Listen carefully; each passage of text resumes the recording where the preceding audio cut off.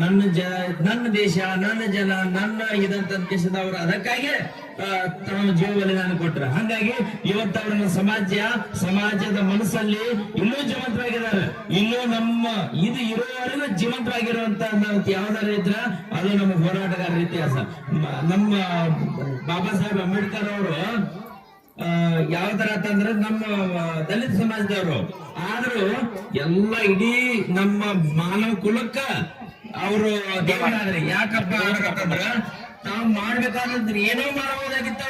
ಅವ್ರು ಎಷ್ಟೆಷ್ಟೋ ಡಿಗ್ರಿ ಗ್ರಾಜುಯೇಟ್ಗಳು ಮಾಡಿದ್ರೆ ತಾವು ಯಾವ ತರ ರಾಜರ ತರ ಬದುಕಬಹುದಾಗಿತ್ತ. ಅವ್ರು ಆದ್ರೆ ಯಾವುದೋ ಒಂದು ಕ್ಷಣನೂ ಕಲ್ಪನೆ ಮಾಡ್ಕೊಲಿಲ್ಲ, ಏನು ಮಾಡ್ಕೊಲಿಲ್ಲ.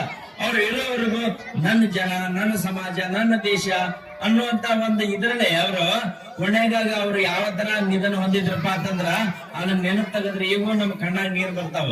ಅಂತ ಒಬ್ಬ ಮಹಾತ್ಮ ಆತರ ನಿಧನ ಆದ್ರ.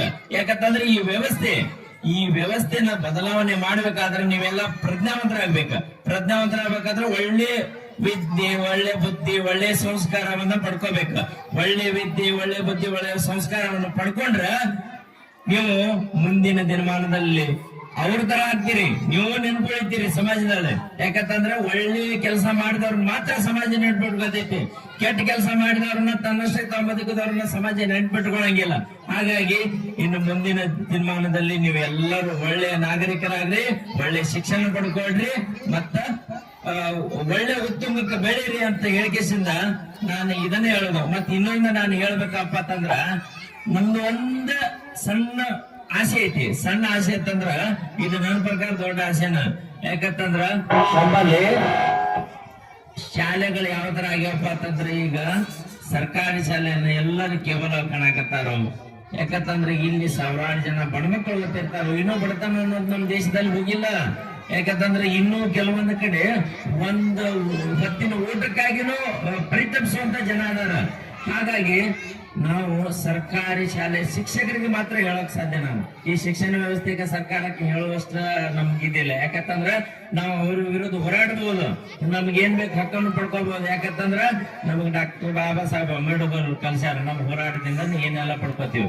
ಬಟ್ ಇವಾಗ ನಮ್ಮ ಕೈಯಲ್ಲಿದ್ದದ್ದು ಏನಪ್ಪಾ ಅಂತಂದ್ರ ಶಿಕ್ಷಣ ಶಾಲೆಯ ಶಿಕ್ಷಕರಿಗೆ ಮಾತ್ರ ನಾವು ಮನವರಿಕೆ ಮಾಡ್ಕೊಳ್ಳೋದು ಏನಪ್ಪಾ ಅಂತಂದ್ರ ಇದು ಮುಂದಿನ ದಿನಮಾನದಲ್ಲಾದ್ರು ನಿಮ್ಮ ಮಕ್ಕಳನ್ನು ಕೂಡ ಸರ್ಕಾರಿ ಶಾಲೆಯಲ್ಲೇ ಓದಿಸ್ರಿ. ಯಾಕಂತಂದ್ರ ವ್ಯವಸ್ಥೆ ಬದಲಾಗುತ್ತೈತೆ ನೋಡೋಣ. ಯಾಕಂತಂದ್ರ ಕೆಲವೊಬ್ರು ಏನ್ ಹೇಳ್ತಾರಪ್ಪ ಅಂತಂದ್ರ ಸರ್ಕಾರಿ ಶಾಲೆ ಶಿಕ್ಷಕರ ತಾವೇನ್ರಿ ಸಿಕ್ಕಾಪಟ್ಟೆ ಸಂಬಳ ಇರ್ತೈತಿ, ಅವರು ಸರ್ಕಾರಿ ಶಾಲೆಯಲ್ಲಿ ಒಳ್ಳೆ ರೀತಿ ಶಿಕ್ಷಣ ಕೊಡಂಗಿಲ್ಲ ಅಂತ ತಮ್ಮ ಮಕ್ಕಳನ್ನ ಖಾಸಗಿ ಶಾಲೆಯಲ್ಲಿ ಹಚ್ಚಿ ಓದ್ತಿರ್ತಾರೋ ಅಂತ ಒಂದು ಜನರ ಅಭಿಪ್ರಾಯ ಐತಿ.